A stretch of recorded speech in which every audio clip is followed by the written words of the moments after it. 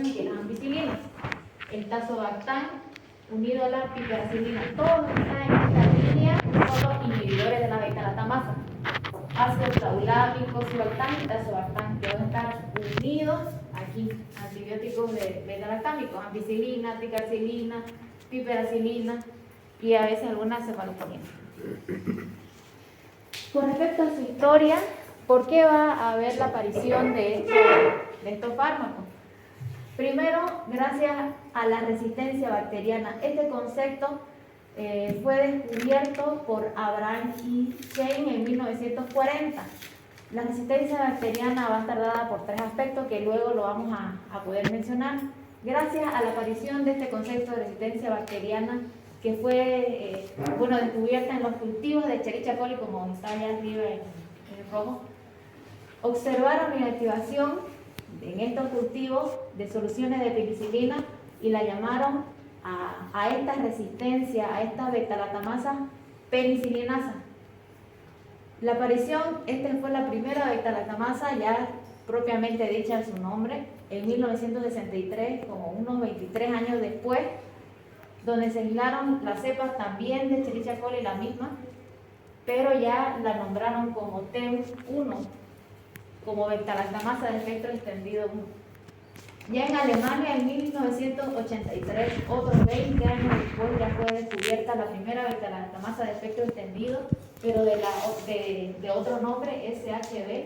Este es el nombre de la beta-lactamasa que también es. Aquí el nombre es SHB2. Y 7 años más tarde, ya en Francia, comenzó a aislarse otra beta-lactamasa de esta misma categoría.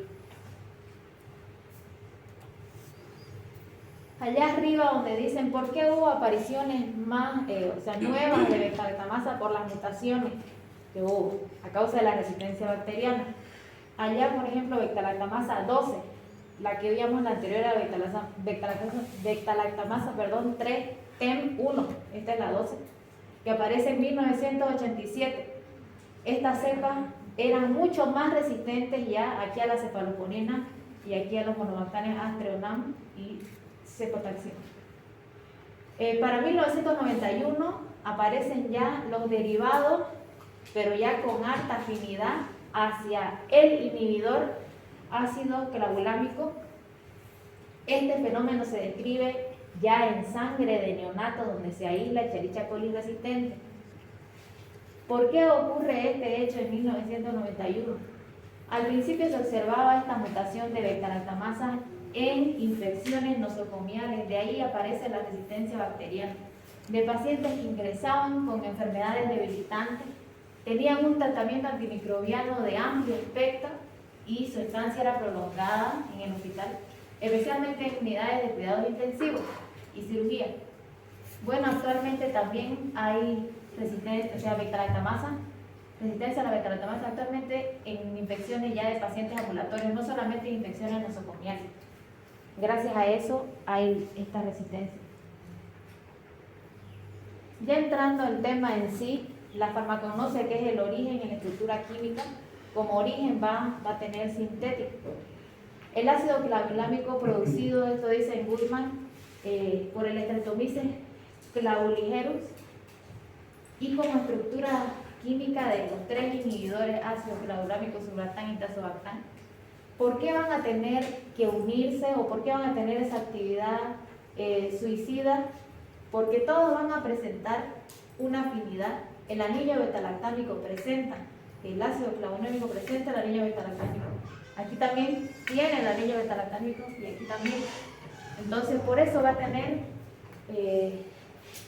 su mecanismo de acción también se va a basar en esto, porque tienen esta estructura fundamental del anillo beta-lactámico que se va a unir a lo que es lo mismo análogo de la pared bacteriana para poder realizar el tratamiento. Aquí en lo que corresponde al ácido clavulámico va a tener un aspecto importante que este anillo va a cambiar con respecto a lo que son fármacos beta-lactámicos. Aquí tiene un anillo oxazolidínico, esta es la parte que cambia para diferenciarlo como ácido clavulámico. Y aquí el surbactam como el tazobactam van a tener una sulfona aquí arriba y aquí también, En este caso no va a presentar un grupo amino, por eso se llama 6-desaminopenicilina sulfona, porque presenta sulfona y no tiene grupo amino. Y aquí el tazobactam sulfona, porque tiene la sulfona del ácido penicilánico que es ahí junto con el anillo beta-lactam. Entonces, eso es lo que no tenemos que olvidar, que tienen el anillo beta-lactámico todos los inhibidores, no son aparte, digamos, no son creados aparte. El mecanismo de resistencia, que era lo que mencionaba que ocurrió en la historia, para que puedan ser estudiado todo esto. El primer mecanismo de resistencia bacteriana que dice Flores es alteración del transporte de la bomba de expulsión.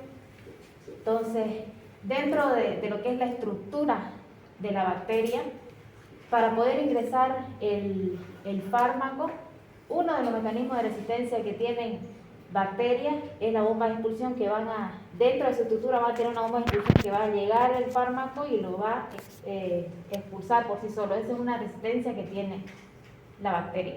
El siguiente punto es la alteración de los sitios de acción.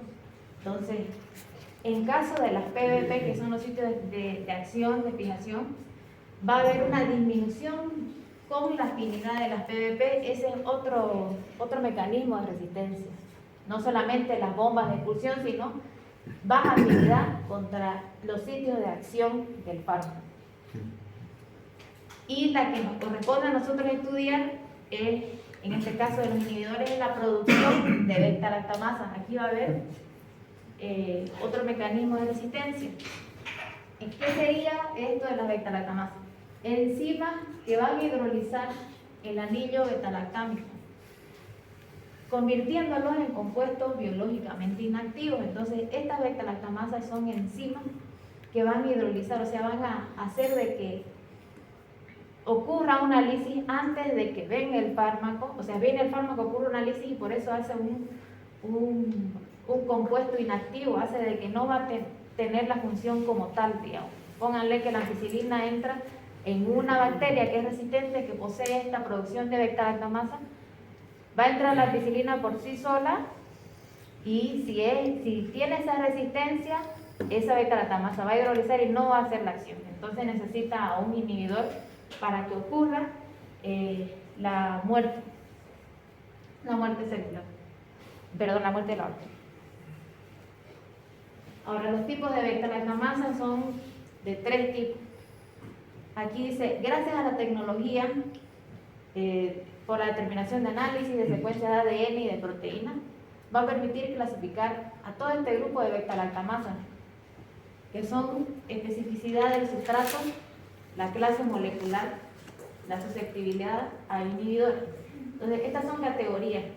Es como si habláramos de cuántos tipos de beta-lactamasa hay para nosotros estudiar para cada bacteria. Se divide en estos 3 aspectos. Uno, la especificidad del sustrato, que es la capacidad relativa de hidrólisis de bencilpenicilina y cefalorina. Determinada, eso hace la capacidad relativa de hidrólisis que van a tener estas beta-lactamasas, que hace que determine que una enzima se clasifique ya sea en penicilinasa o cefaloporinasa, en cualquiera de los dos. Hoy en día se habla también de oxacilina y carbapenemasa. Entonces, el sustrato, ¿dónde va a actuar? ¿Qué especificidad tiene o exclusividad del sustrato? Esta es la clase molecular. Se establece a partir de comparar la secuencia de aminoácidos, ya no con el sustrato, como veíamos aquí, sino la vamos a dividir por su clase molecular, por la secuencia de aminoácidos que va a tener las proteínas, y este va a tener un valor filogenético general real. Existen aquí estas 4 clases que están en diferentes colores. La clase A en rojo, representada por las penicilinasas de tipo TEN de espectro extendido. La B, metaloenzimas que van a actuar con el zinc como un quelante. La C, representada por las cefaloporinasas cromosómicas de enterobacterias. Los inhibidores actúan porque hay de plásmidos y hay de cromosomas. En este caso la C representa las cromosómicas, pero más que todo actúan en los plásmidos y también en los cromosomas. La D, por las enzimas capaces de hidrolizar las clofesilinas. Entonces, estas son las categorías según su clase molecular, de beta-lactamasa, perdón. Ahora, la susceptibilidad a inhibidores. Se incluyen con valor clasificatorio la inhibición de SEBTA, el ácido etilamino tetracético, o por el ácido clavulámico. ¿Cuánta susceptibilidad van a tener a el inhibidor? Eso quiere decir. Bueno, aquí hay una representación estructural de lo que es gran positivo y gran negativo. Arriba vamos a ver donde dice beta-lactamasas en azul. La capa de peptidoglucano para poder entender por qué van a tener un poco más de acción los gran negativos. También tienen los gran positivos, pero más que todo en los gran negativos. Arriba se encuentra la beta-lactamasa en la parte superior que vemos ahí arriba. En cambio, los gran negativos se van a encontrar en este espacio, lo cual hace de que el fármaco ingrese el antibiótico de allá arriba, pase por el canal de porina, que era lo que yo les decía, que aquí puede haber una bomba de expulsión y hacer de que vuelva para afuera el fármaco. Ese es un mecanismo también por la sintetización, y el que nos toca es la inhibidora de la beta-lactamasa, que aquí va a tener acción en este lugar. Ahora, la farmacodinámica. Como no tienen actividad propiamente dicha, vamos a ver un aspecto importante, dos aspectos importantes aquí. El mecanismo de acción. Van a poseer una estructura química, que era la que vimos, análoga a los beta-lactámicos, que era lo que veíamos que presentaban todas el anillo beta-lactámico. Entonces van a tener su estructura análoga, lo que explica su efecto inhibidor competitivo de ciertas beta-lactamasas, mediadas por plásmidos o por cromosomas, como veíamos en la anterior categoría de clase molecular, mediadas por plásmidos o por cromosomas. Estos compuestos carecen de actividad antibacteriana propia, pero como consecuencia de su acción, bacterias que se han hecho resistentes por producir enzimas inactivadoras superan su sensibilidad a este grupo de antibióticos. Aquí hay una imagen para que se pueda entender mejor.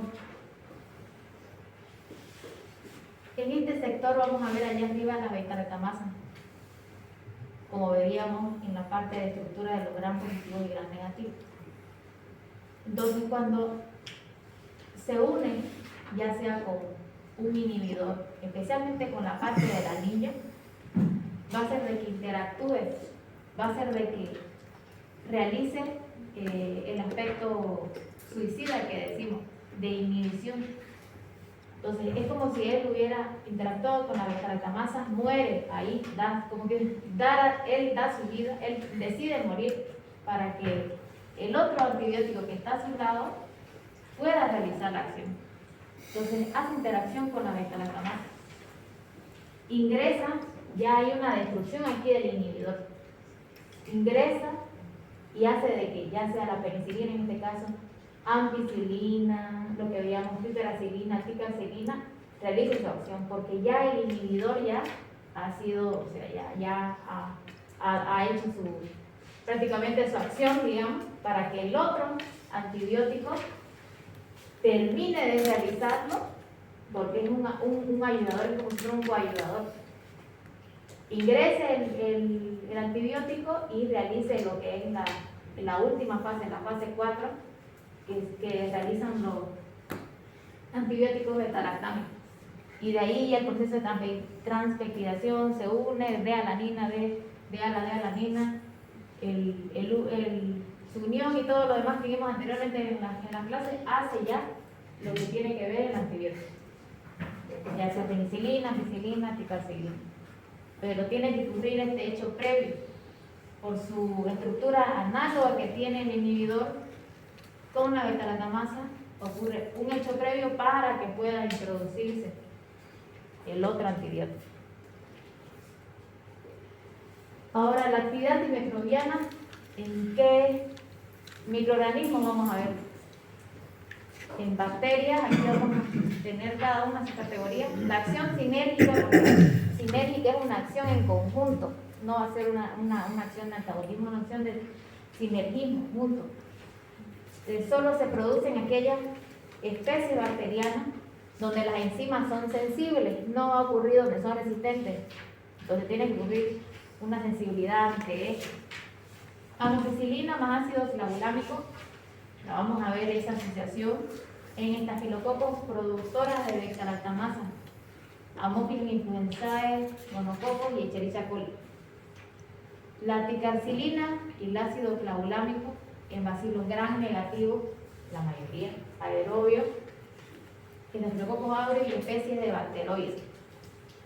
En los anteriores antibióticos era muy difícil incluso llegar a este microorganismo, en este caso la ticarcilina y ácido flavulámico va a tener su acción.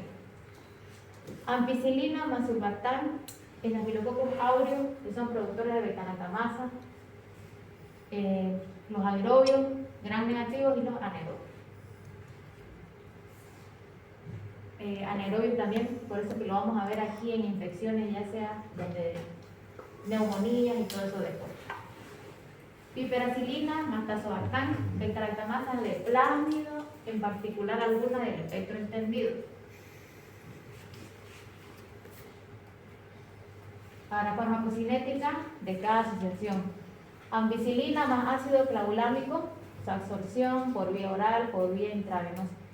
Su distribución va a ser buena, alcanzándose concentraciones adecuadas en líquido plasmal, pericardio, líquido sinovial y atraviesa la barrera placentaria, alcanzando concentraciones variables en la circulación fetal por la acción que tienen asociada al antibiótico beta-lactámico.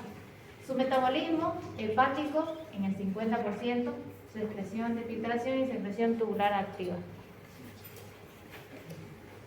Aquí en la siguiente asociación, ampicilina y surfactán por absorción por vía oral, vía intravenosa e intramuscular.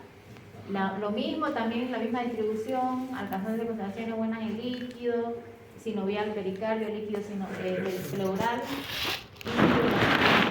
y llegando a concentraciones de dispersión fetal. Metabolismo eliminado, en este caso por orina sin metabolizar.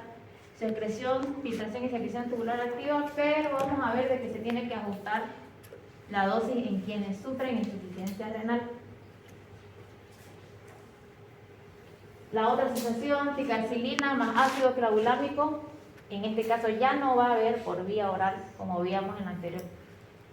Vía intramuscular o endovenosa, la misma distribución que veíamos anteriormente. Y metabolismos eliminados por orina sin metabolizar, filtración y secreción, y también va a tener aquí que ajustarse su excreción en pacientes que tienen insuficiencia renal. Piperacilina y tazobactán, aquí va a ser solo vía parenteral. Su distribución la misma, alcanzando líquido sinovial, pericardio, pleural también, en concentraciones variables, en circulación fetal y placenta también. Metabolismo, eliminado por orina sin metabolizar, y excreción, filtración y secreción tubular activa. Reacciones adversas. A pesar de tener las reacciones de antibióticos beta-lactámicos, hipersensibilidad y lo que mencionaban en las anteriores clases, aquí va a haber dos aspectos importantes. Uno, la hepatotoxicidad, que puede ser muy grave cuando está asociada a amoxicilina y ácido clavulámico.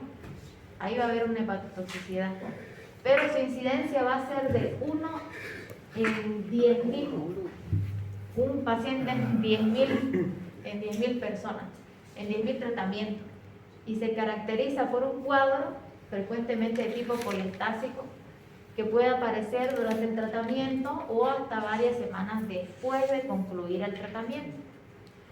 Se ha recomendado, a consecuencia de esta hepatotoxicidad, limitar el uso de amoxicilina asociada a ácido clavulámico en aquellas infecciones que no responden con tratamiento de solo amoxicilina.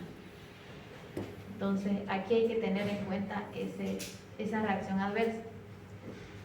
La siguiente, alteraciones hematológicas en caso de la asociación con ticarcilina. la reacción adversa de anemia, neutropenia y alteraciones de la función de las plaquetas y también la hipopotasemia.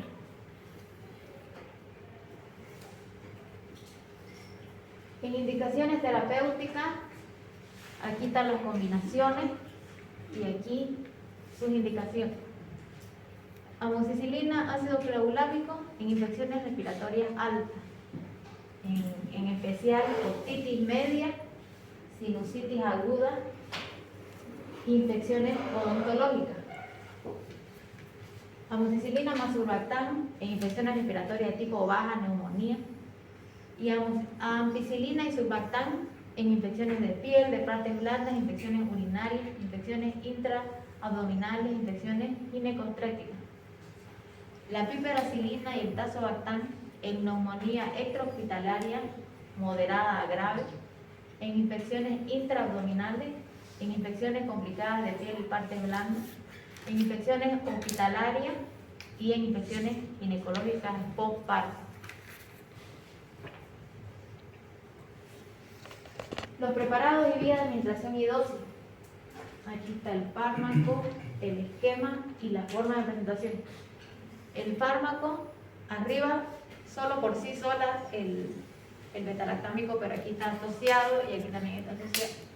Amoxicilina más ácido clavulámico por vía oral de 250 a 500 miligramos cada 8 horas. Aquí no va a haber no se describe oral, pero sí también hay parenteral. De 1 a 2 gramos cada 6 horas intramuscular o intravenoso. Arriba vemos amoxicilina microvolámico, los comprimidos que van a ver de ambas porciones. 875 megagramos de amoxicilina, miligramos, perdón, y 125 miligramos del otro, del inhibidor. Aquí la ampicilina, fármaco, un frasco de 30 a 60, aquí el más chiquito es de 30, el otro es de 60. 200 miligramos sobre 1 ml de amoxicilina y 50 miligramos sobre 1 ml de surfactán. Aquí la otra asociación, ticarcilina más el ácido clavulámico por vía intravenosa en dosis de 200 a 300 miligramos día cada 4 a 6 horas. Aquí está la presentación en polvo para inyección de ticarcilina 1 gramo y el ácido clavulámico va a tener asociado con 800 miligramos. Aquí se puede asociar lo que es tazobactán y piperacilina con aminoglucósido. En este caso aquí está el aminoglucósido, amicacina y gentamicina. Y aquí la dosis que generalmente se asocia para llegar al efecto, digamos, de lo que se quiere dar en la terapéutica de tratamiento con el paciente. Dosis de piperacilina, tazobactán, aquí está en gramos, 2.25, que va a ser casi lo mismo, y 3 gramos de los dos. Su diluyente, porque tiene que estar diluido, aquí en esta forma de presentación lo vamos a ver, de 50 a 100, lo mismo. Su rango de concentración que llega, ahí en este caso la aminoglucósido, amicacina, metamicina. Y los diluyentes que son aceptables, el cloruro de sodio al 0.9 o la dextrosa al 5%, lo mismo cloruro de sodio 0.9%, dextrosa al 5%.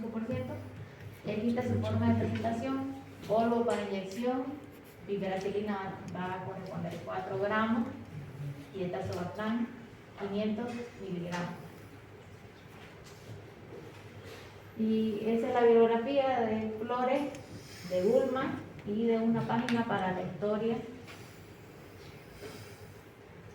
Y eso es todo. Gracias.